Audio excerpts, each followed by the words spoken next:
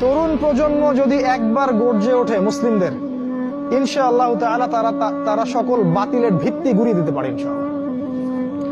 তরুণ প্রজন্মের মধ্যেই ছিল খালিদ বিন ওয়ালিদ, তারেক বিন জিয়াদ, এই মানুষগুলা, ওমর ইবনুল খাত্তাব, আলী ইবনে আবি তালেব, যায়েদ ইবনে হারসা, আসাদুল্লাহ, সাদ ইবনে আবি ওয়াক্কাস। এই যে সাহাবায়ে কেরামদের নাম আপনারা জানেন, তরুণ সাহাবী ছিলেন যখন তার ইসলামের পক্ষে দাঁড়িয়েছিলেন।